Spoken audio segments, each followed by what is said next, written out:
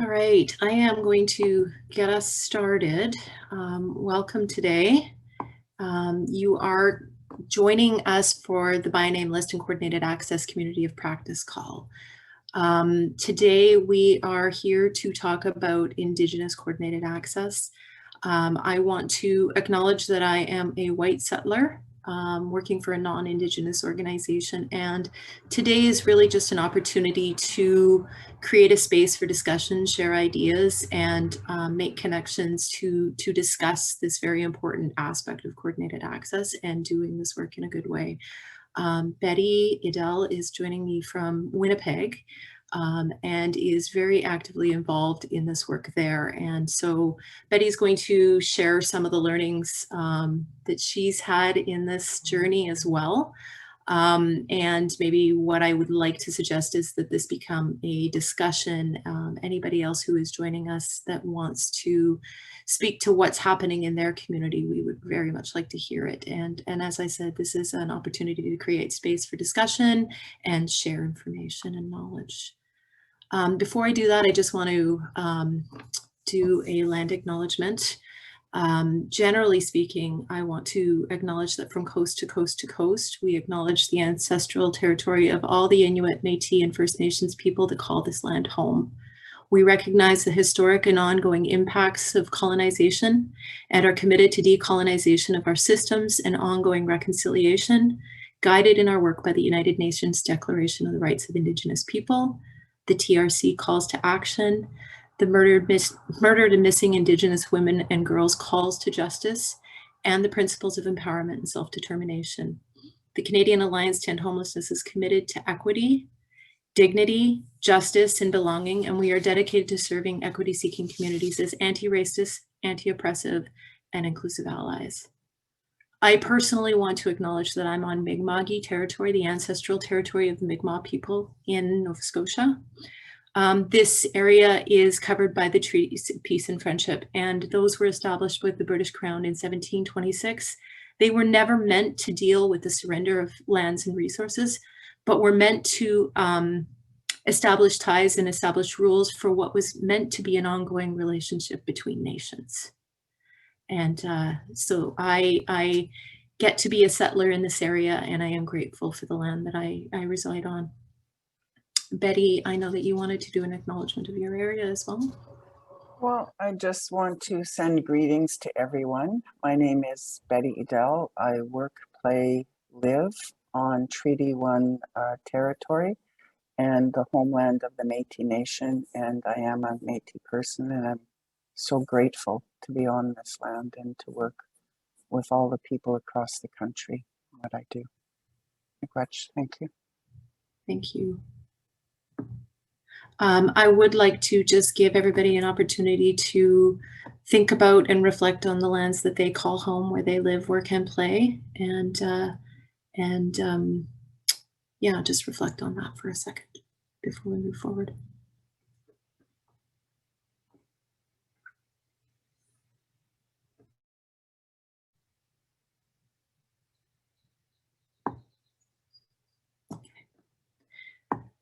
I am Jody Yarkowski-Pace. I am a coordinated access trainer with the Training and Technical Assistance Program of the Canadian Alliance to End Homelessness.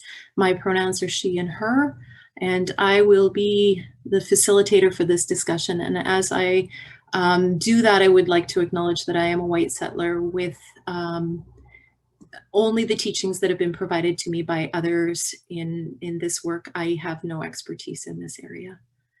I want to just acknowledge that we are the Canadian Alliance to End Homelessness.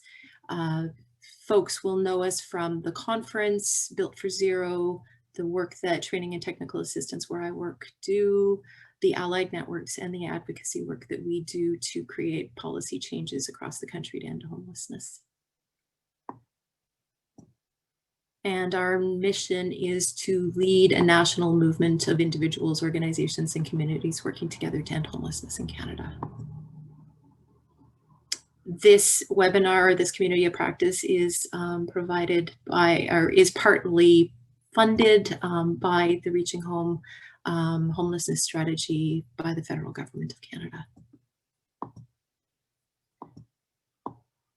You are currently all on mute, and I would welcome anybody who wants to speak as we go through this session today to unmute yourself and speak up. And I'm going to stop sharing my screen now.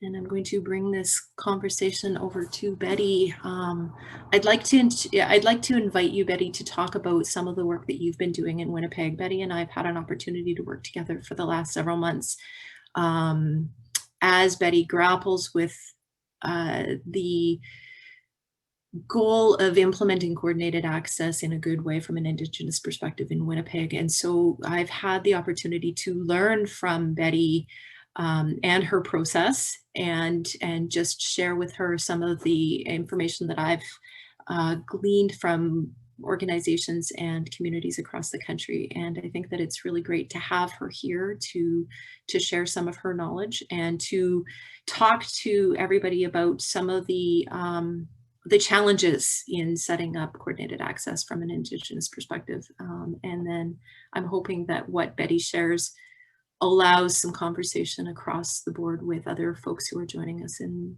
our session today. So Betty, I hand it to you. Okay, thank you.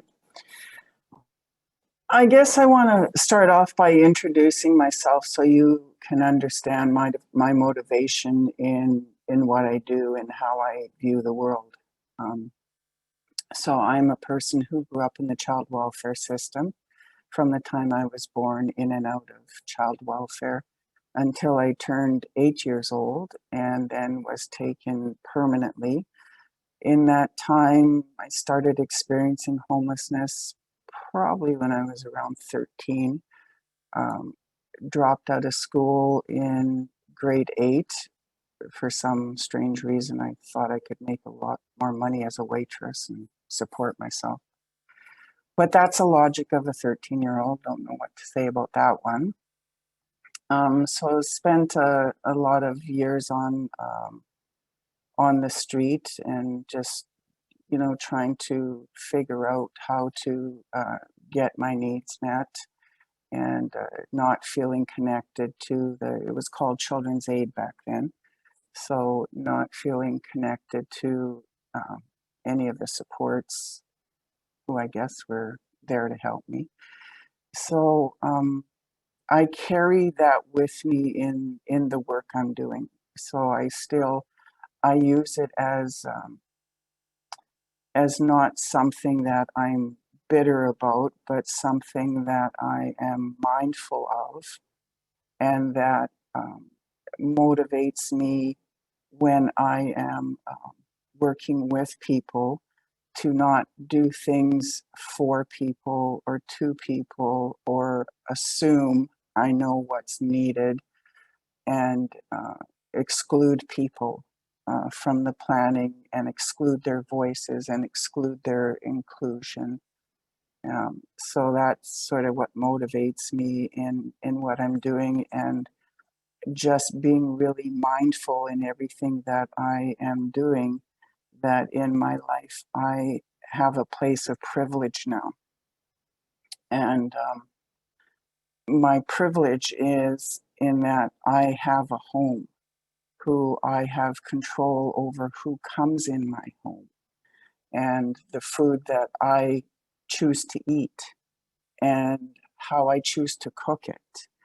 And so I'm very mindful that my place of privilege is on the backs of people who are walking through their trauma and just trying to access services that respect who they are and treat them as a whole person, not a person of need to fix you or there's something wrong with you, or look at the person as an individual that it's your choices of why you got here. But I try to look at everything from a systems perspective and from oppression and systemic racism.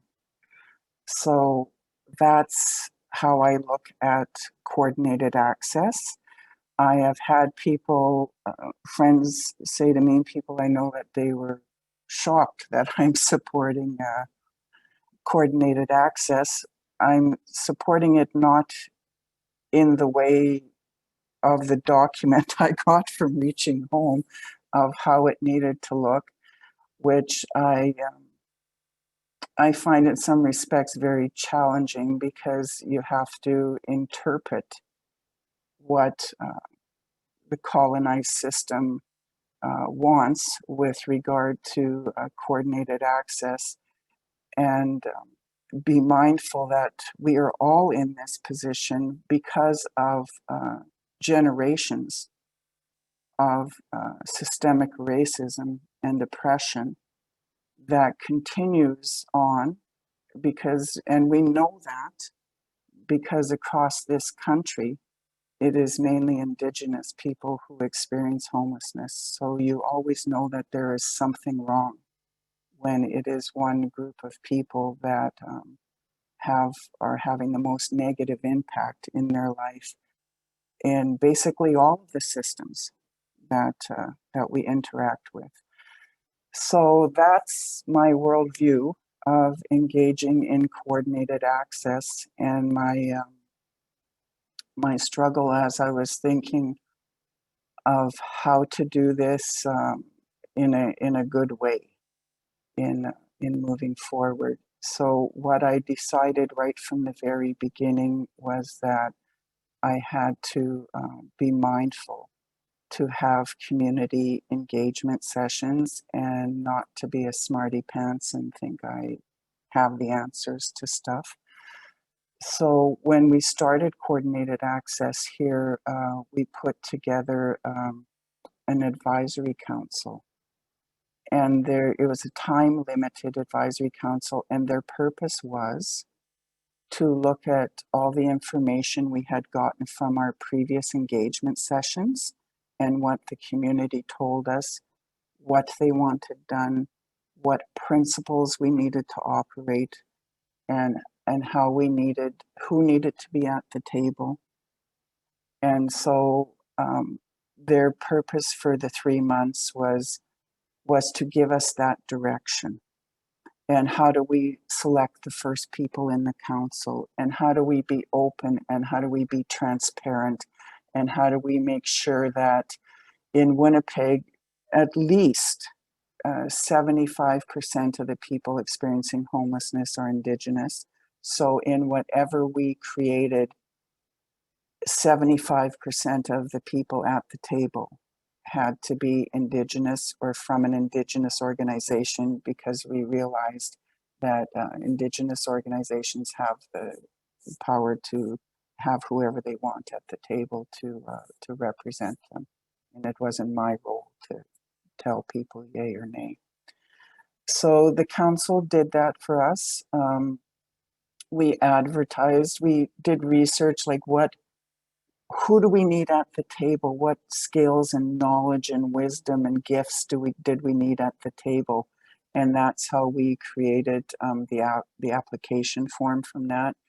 And in our commitment to be transparent, we made sure everyone was included, and that was very important. I don't know how it works in other cities, but I think at sometimes there's just need to be mindful of we invite people in that we know and we're familiar to work with. So this was a journey of no, we need to open the door and make sure that anyone who wants to be included is included. So we did that. We got applications, and the process that the advisory council said we need to use was to have elders to support us in this work. So if we were struggling with who needed to be involved initially, we were to seek their guidance and talk about what we were struggling with and get their guidance, which we did. So we have a 13-member council. We were also given clear direction from the community that there needed to be government representatives there, not in a position to tell us what to do in that, but we needed to invite in people from corrections, from our EIA welfare system, from our healthcare system, from our child and family system. So all of the, excuse me, all of the systems that regularly contribute to people experiencing homelessness because of their policies and procedures needed to be at the table, because we wanted to turn it from us having to go there and like petition them to understand what is going on and what they're contributing, to them being at the table so they could hear um, firsthand the struggles and that. Um, so we did that, and the council is together. It's been together since January. Um, a terms of reference has been developed that they have agreed to, and the commitment to co-creation.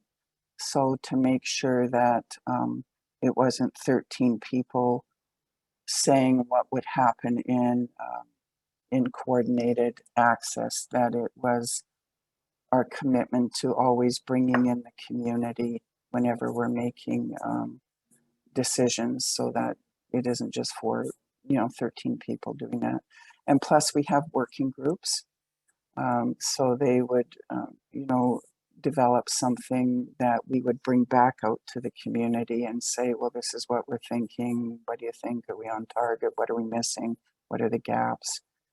And then we also put together an evaluation committee, because we want to evaluate all the work that we're doing right from the very, very beginning. So we're evaluating in how we set up the advisory committee, how we recruited people, like just everything. We wanted to make sure that we were evaluating so we could learn.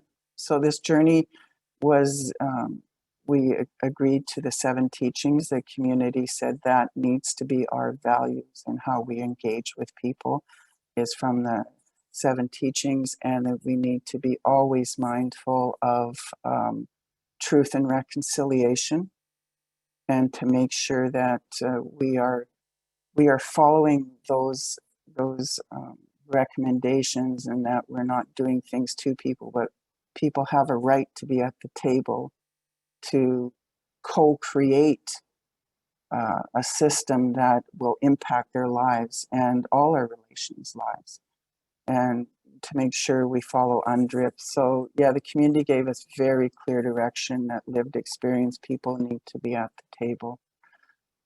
So that's sort of what we're doing. Like, we're looking at what we were told we had to do from Reaching Home, and how do we create something right from the very beginning to do it in a good way, that we have multiple voices there, and that we respect different people will have different desires of levels of engagement, or different social medias that they access. So we put together a communication plan looking at all the different ways to communicate with people and who would be our target populations. And so we just really dove in really deep to just be mindful to, try to be mindful of gaps that and access to IT and just all this different stuff. So that's sort of where we are now.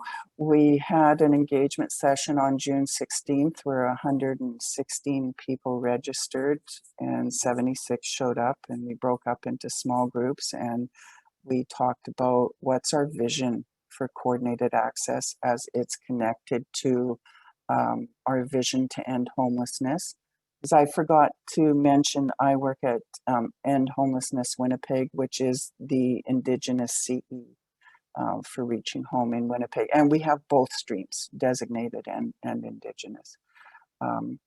So yeah, like just everything we were doing to just be very, very, very mindful, to be inclusive, and to be mindful that we're in a pandemic, and how do we reach out to people in a pandemic, and how do we like that impacted our naming ceremony, which we're planning for September. So We have an elder on our council, and as well as a knowledge keeper on the council that supports the work also.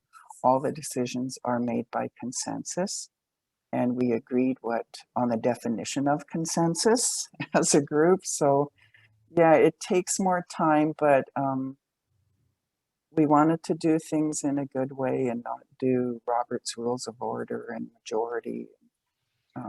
We wanted to open in prayer and be focused, and we wanted to close it in prayer. And That's one of the so that's sort of coordinated access here. I don't want to interrupt you. I want you to keep on talking. But one of the things that's just struck me throughout the conversations that we've had all along is that dedication to co-creation. And I think that that's a fundamental piece of what you're doing differently, because I think that that's so fundamental. Yeah. And yeah. Well, part of it is my journey. I mean, when you grow up, and anyone who's grown up and had to basically raise themselves, when people try to tell you what to do at this point in your life, my attitude is, well, no one was around to tell me when I was younger, so I'm sort of figuring that out myself. So if I don't want people who don't know me, don't know my life experience, to develop something without my voice at the table and my input, I won't do that to other people. That's one of the lessons that I learned from how I grew up. Like, make sure you bring people to the table. If you didn't like people doing that to you as a youth, don't do that to other people. So that's sort of how we do it here. I think that that's a piece. You've talked about the fact that it takes longer, and yet it's the right way to do it. Yeah, it will take longer, but then it's better to take longer and people feel that they were included and that they were respected and that their voice was heard, versus, I keep on hearing this buy-in, like, well, people buy in. But if people are at the table, then they don't need to buy anything because they see themselves reflected in what you're doing. So there's nothing to buy, right? So I would like us to get out of that mentality of we need to sell people something. Like, why don't we just include people in the journey, and then you don't need to sell people anything, right? And then there'll be more of us then, right? Instead of me having to deliver a message, it will be hundreds of people who were invited to the table that are delivering that message. And it's just how you change everything. Like the council, like End Homelessness Winnipeg, we are the vision keeper. Like, we didn't want to be the lead organization because that sounded very colonized and very hierarchical in what was going on. But if we are the vision keeper, then it's our duty to go around and to listen to what people are saying and to keep that vision and that message going to whoever we're in contact with, right? And same with the groups in the community. We didn't want them, well, we signed an agreement with you, you have to go do this work. There has to be vision carriers, right? So they have to, if they want to partner with us and do this work, their job is to keep that vision of operating from the 7 teachings and truth and reconciliation principles and UNDRIP and all the recommendations. Like, they need to do that. Same with the data collection information, like who's the knowledge keeper, who's keeping track of all the trends and what's going on and how we can use that to advance and have data that proves that these are the age groups that are coming in. These are the reasons why. So we're just viewing things in a different way when we're doing the work. So we're only in this 6 months now. So that's sort of where we're at in the work we're doing. It's not all easy. It's our vision to keep going, but we also recognize that there's a lot of concern when the government comes in and wants to centralize systems. So we try to keep on giving the message, but it's up to us to create this system. We can just stand back and just, okay, you tell us we need to do coordinated access and how, or we can look at coordinated access and how we can create it from our worldview of what needs to be. So that's just my sharing of where we're at, and we're just in the very beginning. So I would like to, yeah, Betty, I've got a couple of questions. I also know that Kyle Mellish from Luma Housing is here, and I'd like to invite him to join us to speak a bit as well. So as soon as I can get my computer to cooperate, I'm going to invite him to join as well and make him a panelist as well. But I've, in the meantime, also got a question for you from Madeline, who just asked if you could speak a bit about how you work with the requirements of reaching home when they're in conflict with the ideas of the vision of the council. Hi, Kyle. It's good to see you and have you join us. So we haven't started coordinated access yet. We're just in the planning stages of it. So we're looking at, we're still having the engagement sessions, and we're just being very mindful in what any policies and procedures that are developed, how are they looked at it from a trauma-informed perspective, because that was a very, very clear message from the community, that everything we did had to be from a trauma-informed perspective and from a harm reduction perspective. So we're just at our next meeting in September. We are going to be talking about triage and assessment tools. And I'm very grateful that there's national work going on that we can be part of, because even in that, you know, we need to be mindful that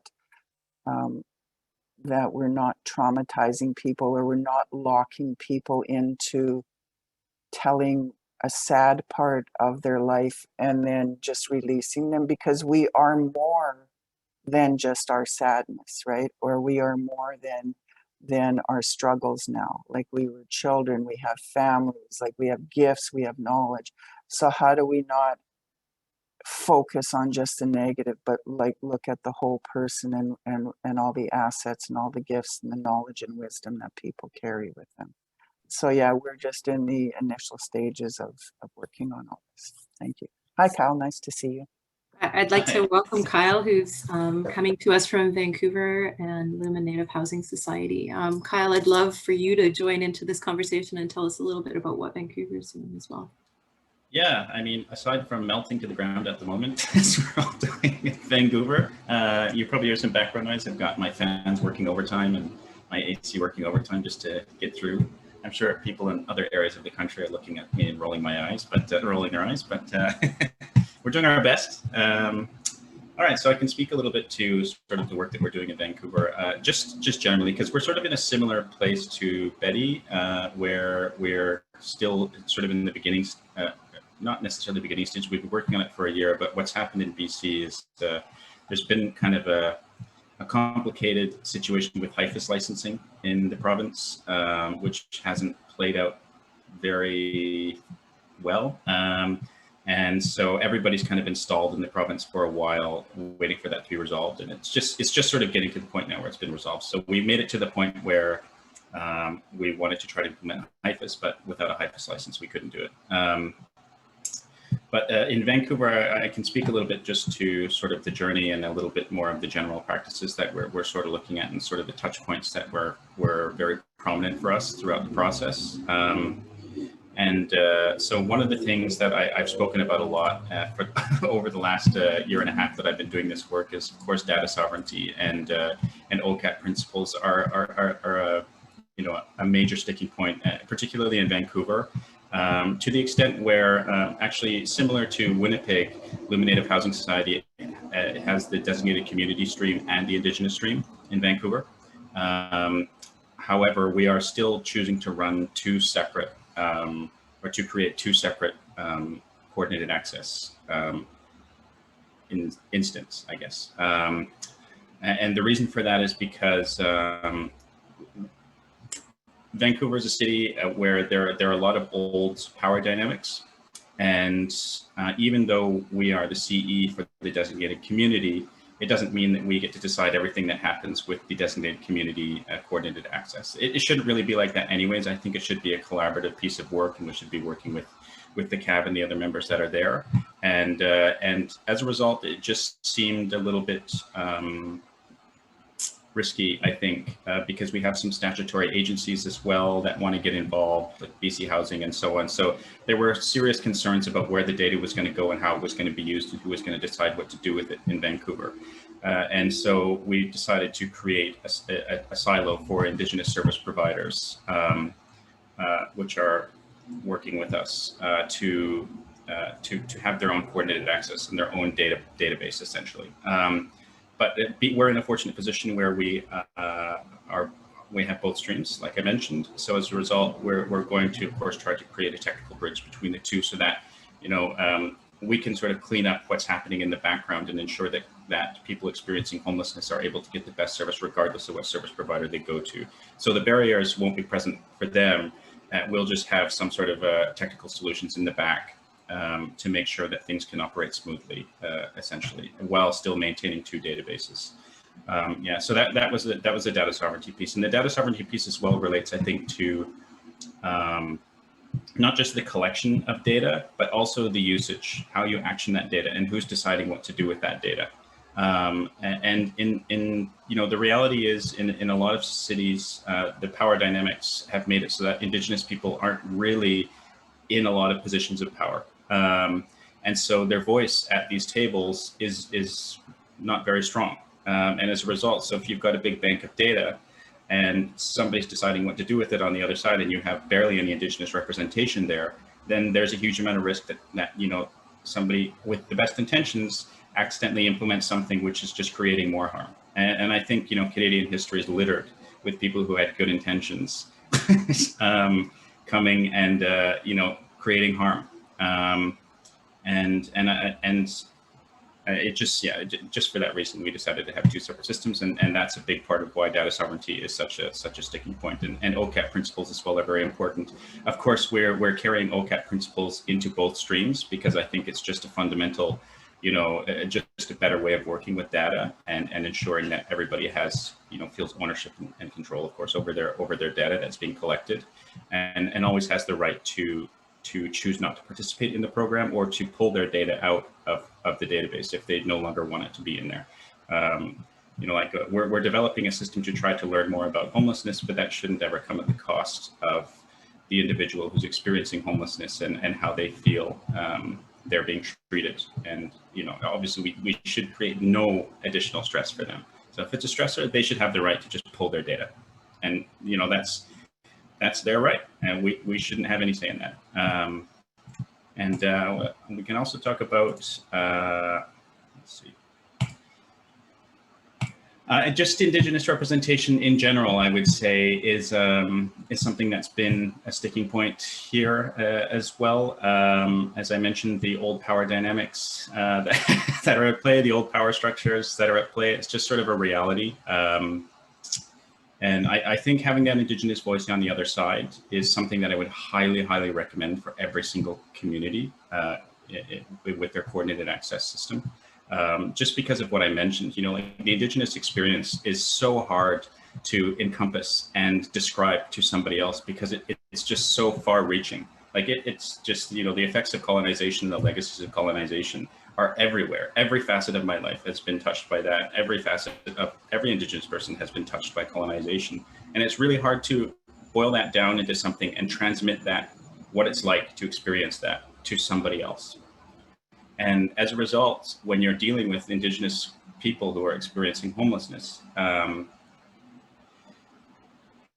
it's really hard to understand what they need if you don't have that experience, if you don't have that understanding of what their life could potentially have been like, and sort of the depths and the extremes that can be experienced by Indigenous people. And to understand that the lines of trauma are so deep and multi-generational that, somebody could be coming to you and they're just dealing with like an entire life's worth of significant trauma. And you have to try to work with them and accept that, and I've seen a fantastic presentation by Betty at the National Indigenous Homelessness Council forum a few weeks ago about trauma-informed service delivery. And it's just being able to accept that, you know, these people they're in crisis. They've been in crisis for a very long time. And it's going to take a long time to heal from that journey. And it's very much, it has to be led by them. And there's, you know, you have to be able to accept that and accept the fact that things aren't going to go the way that you necessarily want them to go. And to be able to just react to that and let it wash over you, as Betty explained so well in her presentation. And some of the other pieces we're looking at in terms of our governance structure. So the governance structure for both the streams, of course, for us as well, we are enforcing a very collaborative effort on both streams. So maybe that's a better place to start. But so on both the Indigenous stream and the designated community stream, we're working extremely collaboratively because, you know, for me personally, I don't have a significant background working in homelessness. I have a background in design, in user experience design and service design. So I'm comfortable, you know, sort of designing systems and working in systems, but it's not from my personal knowledge.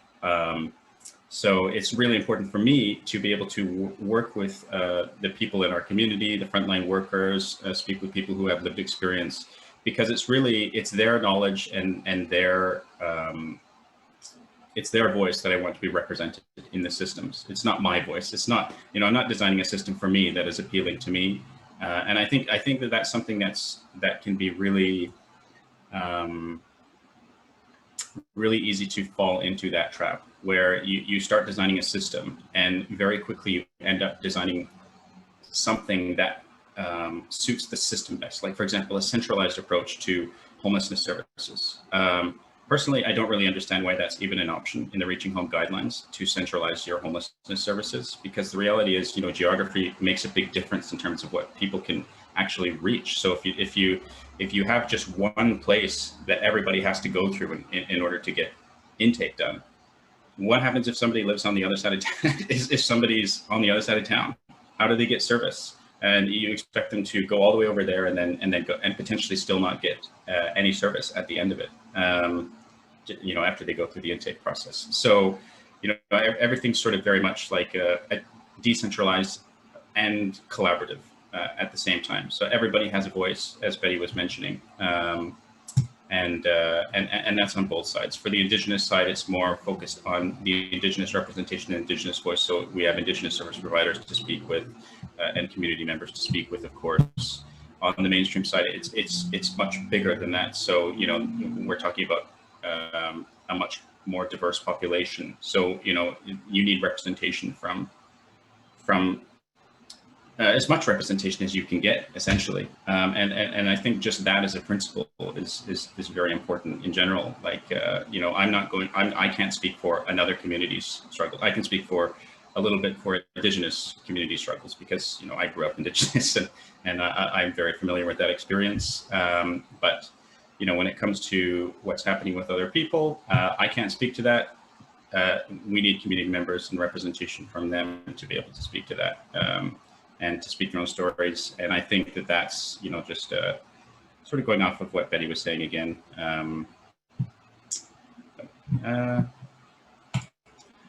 Sorry, just go back to my notes.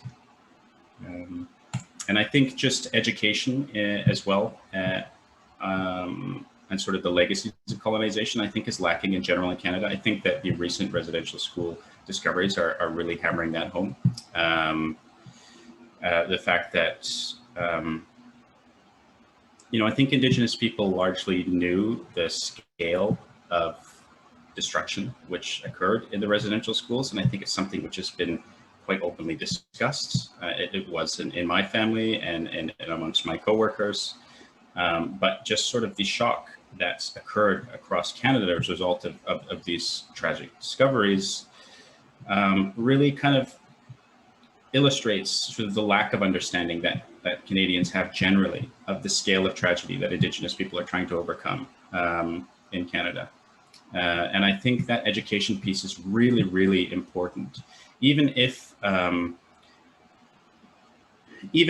you're not necessarily going to be a primarily serving Indigenous clients, just having that understanding when an Indigenous person experiencing homelessness comes through your doors, just having that understanding will allow you to, empathize with what's happening with them so much better, and to just be much more open-minded about what they could be experiencing and sort of what their actions are reflecting in that moment. And yeah, I think that education piece is hugely important. I think that pretty much covers it for us. Yeah, I think when it comes to the technical implementation, yeah, just make sure that you're not designing a system that serves the system, and you're always staying focused on designing a system that serves the people who are experiencing homelessness and coming to you for help. I think that a lot of like data systems, particularly, are designed to serve the data system, because everybody gets focused on how consistent is the data going to be, and how easy is the data analysis going to be on the other side becomes a huge focus. But that shouldn't be the focus. That really shouldn't be the focus. The data is to serve the individual who's experiencing homelessness. And if you're collecting too much data, or you're making it more difficult for them to access services in order to make it easier for you to analyze the data on the other side, then your focus has drifted into the wrong space. I think that's mainly what I wanted to cover. Kyle, thank you. I know we've spent a lot of time, Betty, talking about the implications of a list, and you speak to that very well, Kyle. I think I think with any group, but especially with Indigenous populations in Canada, we need to remember what the implication of a list is and what the implication of collecting data for people is. And data sovereignty is paramount. I don't think it can be underlined enough. Yeah, and that was actually, you raised a good point as well about the list. Like right away, one of the things there was a huge pushback on in Vancouver was by name lists and collecting names and storing a list of names. And there are very real concerns about police coming into service providers and saying, hey, we're looking for this person, there's an active warrant. Like again, that's another situation where we've developed a system that's serving the police and not serving the individual who's experiencing homelessness. Like it's not our place to create more damage. And it's the same deal with, in many cases, mothers who have kids who have precarious housing situations. They won't tell service providers that they have kids because they're terrified that the service providers will go to Ministry of Child and Family Development and their kids will be taken away. But not knowing that they also have kids that are experiencing homelessness means that they may not be prioritized as much as they should be prioritized when it comes to providing housing resources to them. So there are these very horrible outcomes of doing something which seems logical, like collecting names, because again, that makes it easier for you to organize your database. But it has horrible outcomes. So things like that you have to be really, really careful with.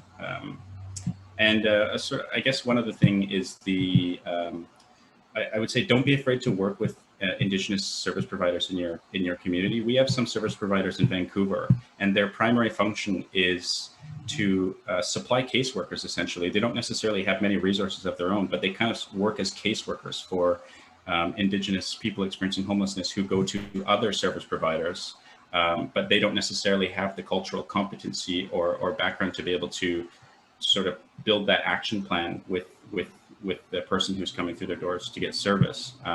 So instead, what happens is they work with through an Indigenous organization in order to facilitate that. So don't be afraid to build partnerships like that in your community and reach out to somebody else if you feel you don't have the expertise in-house.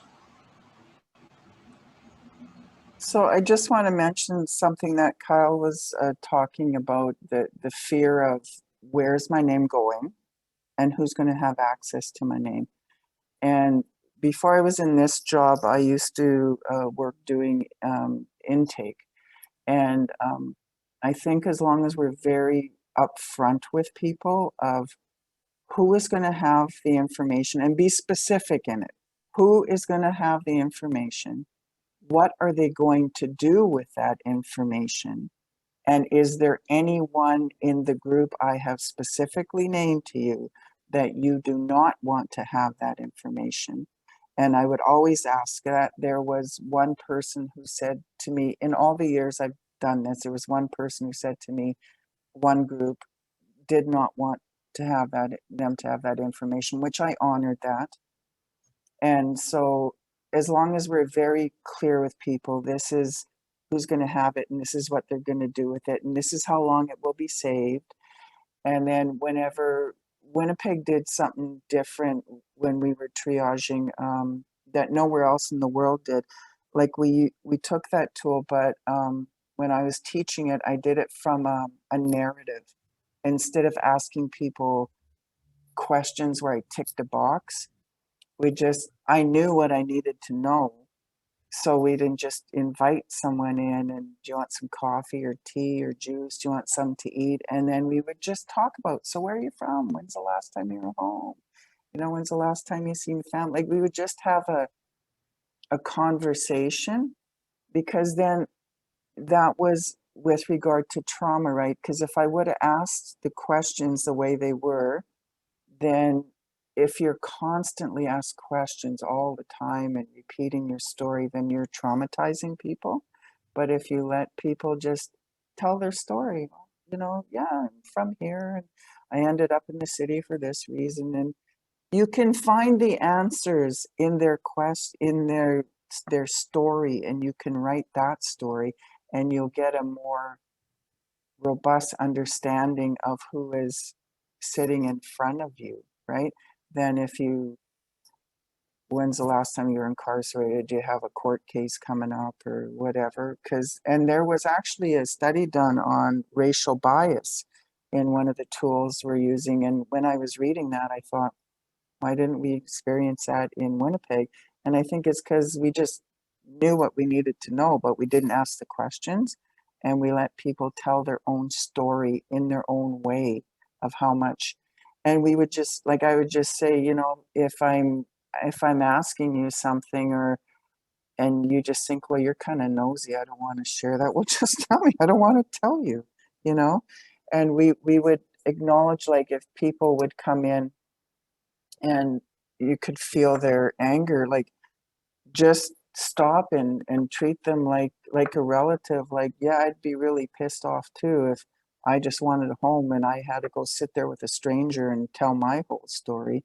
Like, just acknowledge the reality of the hoops that and the unreasonable expectations that people have to tell their whole story just so they can get a place of safety and a place that's their own in their own neighborhood, right? So I think if we just treat people as human beings and as our friends and someone we're in a relationship, even if it's only for an hour, or sometimes those, you know, those conversations will last for weeks, because, well, why would I tell you something? I'm going to check you out first to see if you really aren't going to go say anything, right? So just, like, breathe through it, right? Just be respectful to people. So yeah, that's how we did it here. And just be honest, who's having that information. And I would also tell people, if you tell me you have a plan and you're going to walk out of here and kill yourself, I will tell someone. If you tell me a child is being hurt and you know and no one's helping them, I will tell someone. That is the only two reasons I will tell someone. It's not my business if you were breached for whatever reason. That's not my business. I don't work for the police. I'm not going to go phone the police. And it's not my business. That's your journey. You need to figure out what you want to do and when you want to do it. It's not my journey to dictate of when it will happen. So yeah, that's what we did here. Thank you. Does anybody have any questions? We're getting close to the end of the time, but I really want to be able to share the knowledge of, that Kyle and Betty have. And I'm wondering if there are any other questions out there, anybody that would like to ask anything of these two or make any comments about what you've heard today.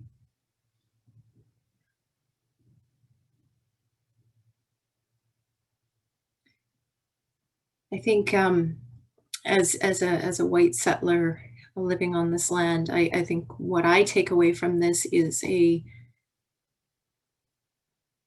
proper way of doing things, a human way of doing things that centers the person and their needs, rather than, as Kyle put it, being in system of the being in service of the system. I think that we all can benefit from that. Kevin, I see that you've said Kevin, and I'm wondering whether or not that means you want to speak. If that's the case, let me know in the chat, and I can unmute you. I'm actually going to unmute you and just ask you if you wanted to speak. You are unmuted. You've mentioned that, hopefully.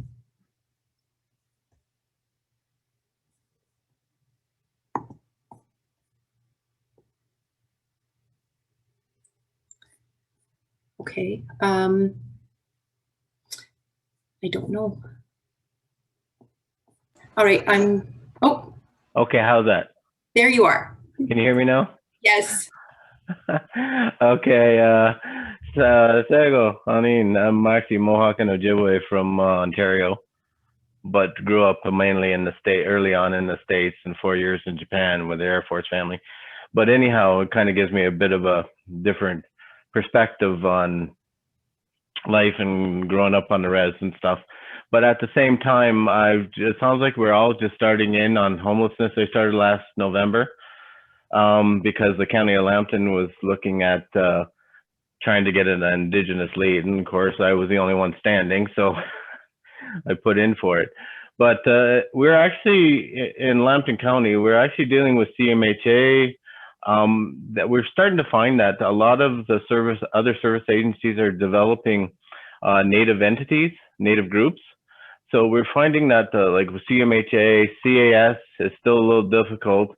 Some of our First Nations, like Omjanong, Kettle Point, and Walpool, we're getting representation. So we have a group meeting every other week on Zoom, and we actually share, and then actually starting to share funding, alternatives, and different types of ways to kind of break down the silos, because we know a lot of groups, entities, First Nations do not like to share their Junya and Ojibwe money, Oista. And so it's actually starting to work fairly good that way. We're actually, I'm agreeing with you with the HIFIS that's coming out. There is so much talk about data sovereignty and who's going to look after it. And then also, with a lot of entities that are in, we've actually sponsored a friendship center in Sarnia to have a Indigenous person, our Indigenous position working in homeless too. So I work with her closely. And so we kind of tag team and trying to break down the stuff. But overall, a lot of the stuff I'm finding is people are talking about housing, low-income housing, but I hear very little talk on transitional, and then services wrapped around to actually redevelop life skills, where we know that through residential schools, 60 scoops, and so on and so forth, has actually diminished a lot of life skills, even though those skills are instinctive in us, but we need to assist them to learn how to understand them and feel them.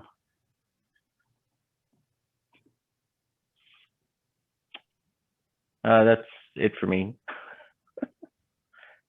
Kevin, I think part of that, the aversion to transitional housing, I was around when the at-home chez soi research was going on, and we just transitional housing seemed to be like a dirty words to say that, because I think it's because there used to be that philosophy of we had to, if you were ready for housing, if you were housing ready, So you had to go through these steps to make sure you were ready to be in a house, right? And so, and that was happening a lot in, I think, in all the homeless serving sectors prior to at home chez soi, is like, were you ready to be in a house?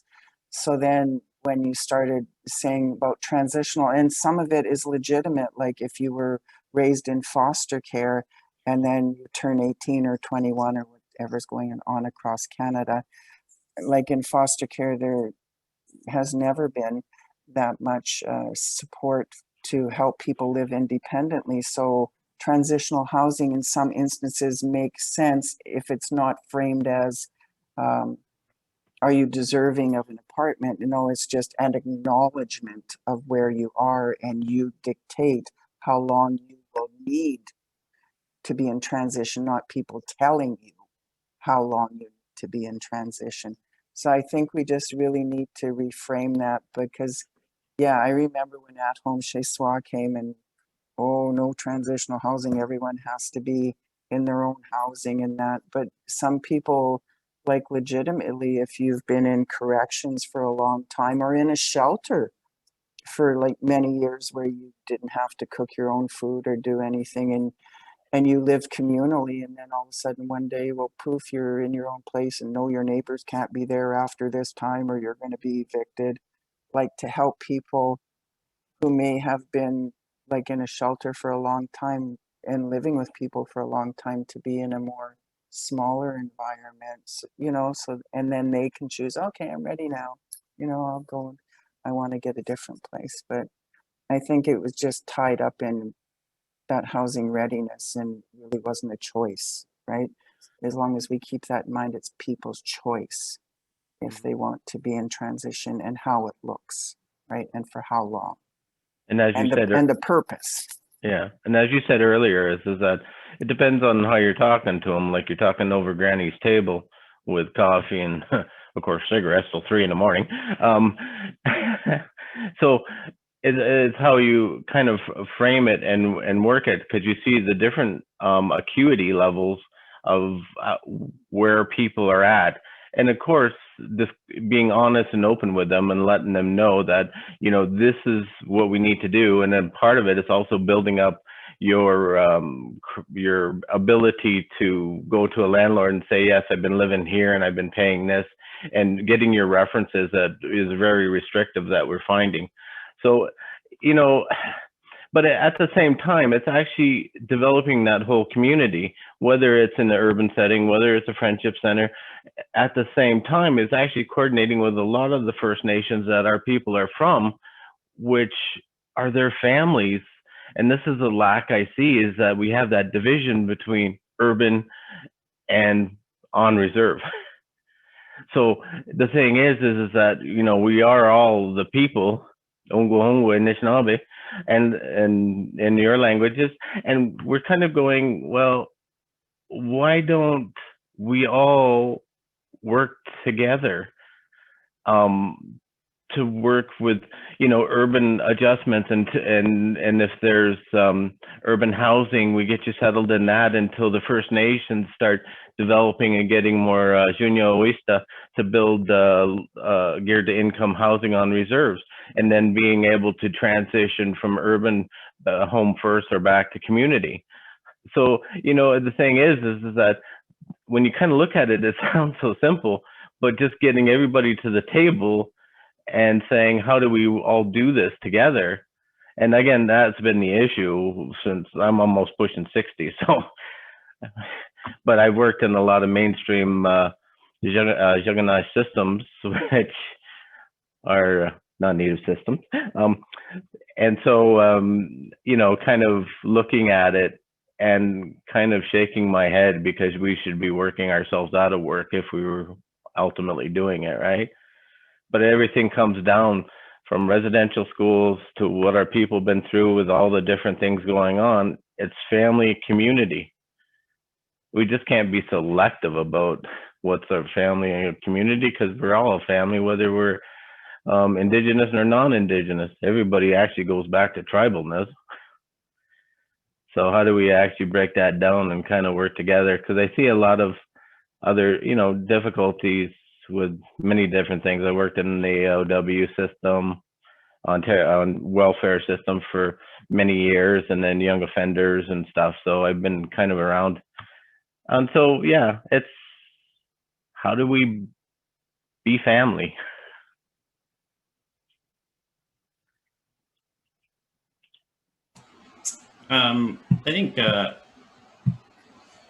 I think that's a challenge that a lot of people are experiencing, just the sort of a lack of alignment. In your instance, it's of course the reserve nations and their governments interfacing with the urban systems. And there are, it gets bigger than that too, where there's, municipal governments involved, and there's provincial governments, and then there's the federal government, and there's there's no universal mandate for them to be aligned in what they're doing. And even for the federal government, there's multiple projects going on consecutively to develop data systems, which are quite similar in quite similar areas, but they're different departments. So, so they're not really ever going to work together. And it is a huge challenge. And unfortunately, a lot of it seems to come down to networking in your community and getting to know the people and in the organizations and the different levels of government, and just trying to work away at that the best you can to try to start to break down those barriers. But it is a very slow, very challenging process. And you're, in some cases, you may never get what you're what you're hoping for out of it at the end. But it is a very common issue across the country for sure, and it's something that we're experiencing in Vancouver. Absolutely. And for us, it's more about the lack of alignment of the different levels of government, but it is a very real, very real issue. So I definitely understand where you're coming from there. Yeah, well, it's been 40 years in the social system, so it's sort of like, okay, I'm getting down towards the end of retirement, but at the same time, it's going to go like the definition of being family, of Unguhongwe, the people, Anishinaabe, the people, is that that's very similar, simple terms, but how come we've complicated it so much? And actually, who do we then get to say, let's be family, let's be the people? And that, is a simple thing, because this is what happens: is our people go by the wayside, and they're the product of our neglect. So, yeah, Mama P, thank you very much, Miigwech. Kevin, thank you. Kyle, I want to wrap up, but I want to say thank you to you. I know that we've lost Betty. She's had to leave for another meeting, but I think, what comes to me as I hear all of this is that I'm grateful for the teachings that I've had today. I think that this is an ongoing conversation that I think I would love to continue and create space for. While I don't believe that the CAEH as a non-Indigenous organization has any of the answers, I think that we work with some amazing organizations and people who can provide some insight and ensure that this is being done in a good way. And so you're a piece of that puzzle, Kyle, and Betty's input today. And I want to thank everyone who's attended today and made comments and asked questions. I hope that we can continue this conversation and this dialogue, so that the end result of this is, and I'm going to take this and I'm going to run with it, Kyle, is that we're creating systems for people rather than systems for systems. That's the hugest part of this. And so thank you very much for being here today. And thank you, Kyle, for your time as well. Thank you. All right, everybody. Thank you for joining us today, and we will see you next time. Have a good evening or afternoon.